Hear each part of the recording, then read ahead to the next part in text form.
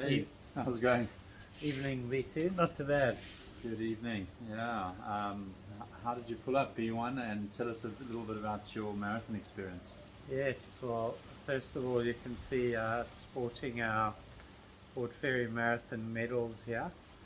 Uh, Very the- different medals, but quite nice. The first wooden medal I think I've had. I don't know. yeah, So, no, it is very different. So people are getting quite innovative with their medal designs these days. So yeah, it was nice to lock those away. And yeah, no, I think well, we'll talk about it in a bit of detail, Kev. But overall, for me, I think things went reasonably well, and yeah, don't feel too bad today either. So I've managed to get through a day at the desk, which is good. How about you? it might be a tale of two cities because I've had a slightly different experience of how I pulled up. But mind you, I could be a lot worse. So I'm feeling pretty sore. Um, and it was a tough marathon for me. But anyway, let's talk about you because I think yours was a highlight, and it was a great moment to hear that you'd come in just under your target time. So when I arrived, you were videoing me, and I was eager to hear how you'd gone because it was going to be what I thought would be a fairly close call. But tell us what happened.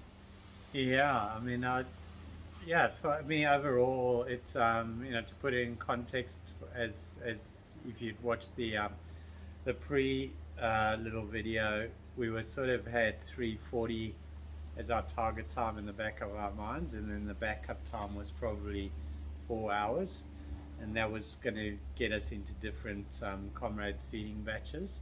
So we obviously started off together, Kev, on that sort of 3:40 pace. We were going along pretty well, I thought, but as they always do, they get tough at the halfway mark. But I was still feeling relatively strong there. And then, you'll talk about how you felt, obviously, but we, I think, at the sort of probably about the 25k, 26k mark, we probably split up. Yeah. I was still feeling strong, so I managed to hold pace. And James, is part of our Comrades team, who you'll all meet later, helped me a lot in terms of running with him. He was just running such a nice, steady pace, dragging me along, basically. So I was still feeling strong at 26 k's. At 30 k's, I was starting to feel it a bit, and that was probably my tough patch. From 30 to 37, felt like I was hanging in there a bit, but still maintaining pace, which is often where I drop off completely and hit a bit of a wall. So I managed to maintain, and then at 37 k's, James pretty much reminded me that the 3:40 was actually in play. I'd sort of given it up on it a bit because I thought, if you dropped off, you were probably going to go into the four. There wasn't much point, but I have to say, probably when the competitive juices flicked in a little bit, because when I had sort of realised it was in play, we gave it a good go.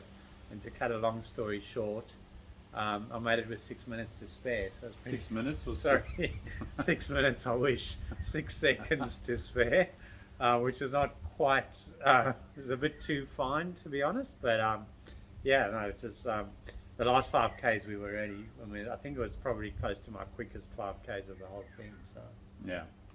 Yeah, no, well done. It was awesome, and I must say, trying to hang on to that pace when I started sort of dropping back or losing it a little bit.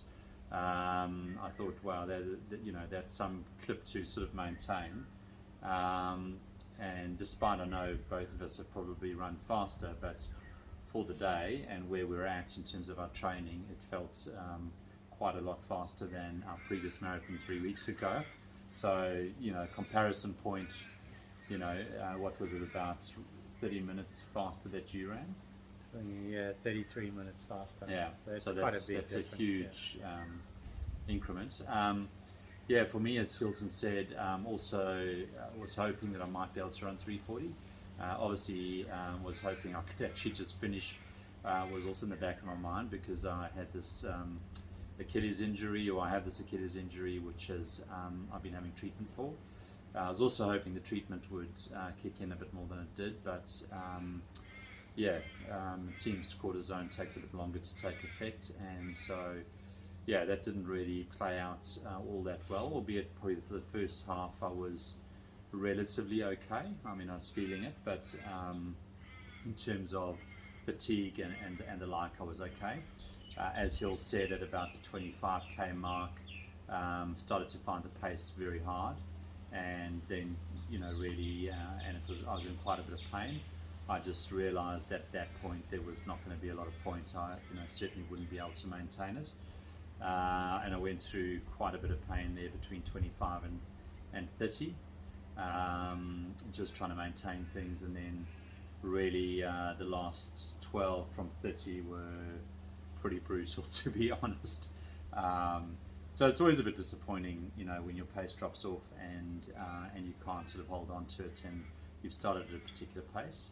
One would love to do a negative split, which I've experienced once before and was a great feeling. So, but it wasn't to be on the day. So, Yeah, no, I mean, Kev, you were dealing with obviously a whole different challenge there with the industry injuries, and the fact that you managed to hold on and still come in uncomfortably under the 4 hours, which was the backup. Was a phenomenal effort, because you could see. I think I told you at the time, I could see your form and the way you were running. You were obviously suffering in terms of that pain. So yeah, just holding on there was a massive effort, and hopefully you haven't done any damage. But I know you've sort of taken some advice on that, and not running at all probably wouldn't have helped you much more anyway.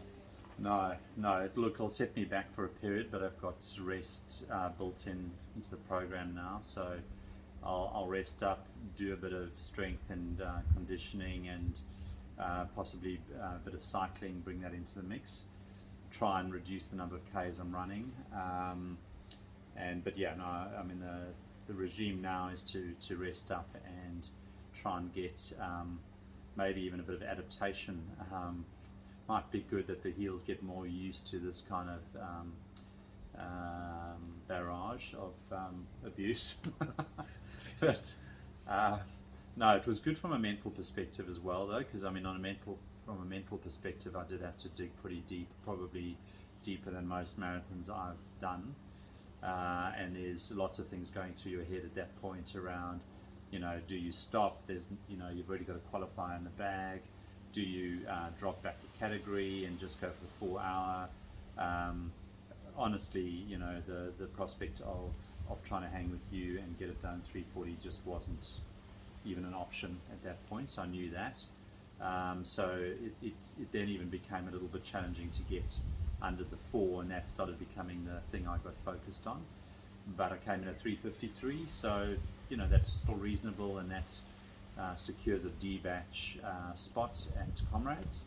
Now we have the dilemma of being in different batches, but I'm sure we'll sort something out on that front. Yeah, we'll work it out. We're not that far apart, so there are a couple of options. The one option is for Kev to do another marathon under 3:40, but he's not keen on that option. I could try and do a sub 3:30. I think the mental aspect, as you said, is a huge thing. I mean, you however you finish in a marathon, or even if you don't finish, frankly, you always take learnings away from it. So that mental experience and what you take is just, is always going to put you in a better spot the next time. And for me, I was actually thinking back on my Queenstown Marathon, which feels a long time ago now, but it's only 2.5 months ago, or probably closer to 3, but that was a tough marathon for me. I couldn't break 4 hours there, and I felt at the end of that Comrades just felt like there's something way in the distance. So I've had a few interruptions in my training, but it's gone reasonably well, and managed to shave off over, well, on that time, probably 25 minutes, but more importantly, actually feel a lot better and pull up a lot better. So it just goes to show, if things go right for you and you put in the training, you can make massive improvements relatively quickly. So I mean, I think that's a confidence booster. Yeah, absolutely. Yeah, it's interesting to compare your marathons, particularly if they're quite close together. And with you, that's a massive improvement, and also in the way you pulled up. My comparison point has been just the Acacia Marathon in Pretoria and how I've pulled up relative. And there's no doubt for me, unfortunately, I've pulled up a lot worse. And that's partially injury related, but also probably partially just muscle fatigue and the like. But I think I'm putting that down to just sort of the compensating aspect of when you're running with an injury. You start.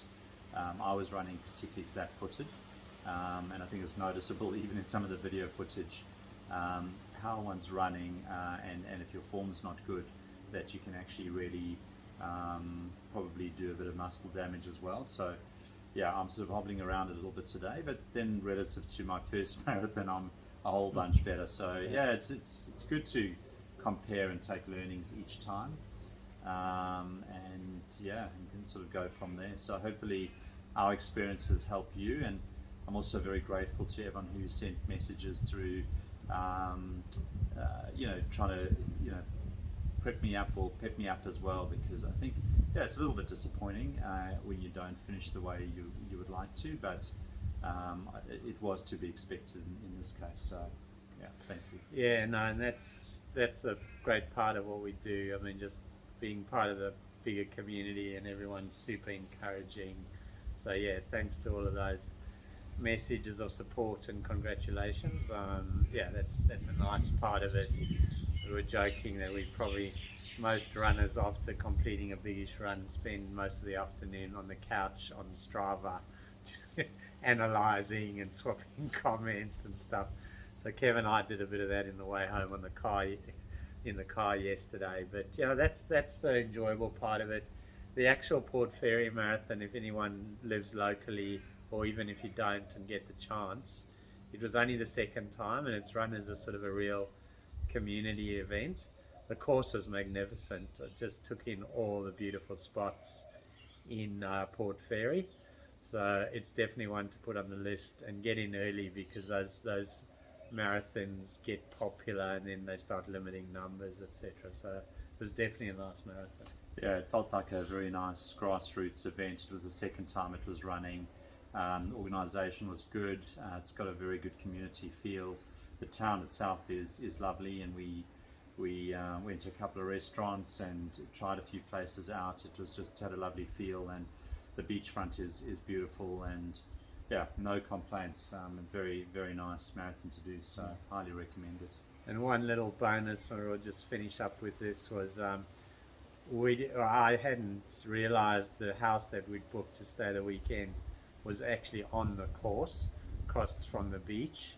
It's from where we filmed our last little video, but it had the massive benefit of being able to set up a little seconding table there. So we had the wives or the partners set up a few things, and I have to say, pulling in there twice, Kev, putting a bit of the ice, Arnica ice spray on the legs, and taking in a bit of sustenance was quite nice, I have to say. Yeah. Yeah.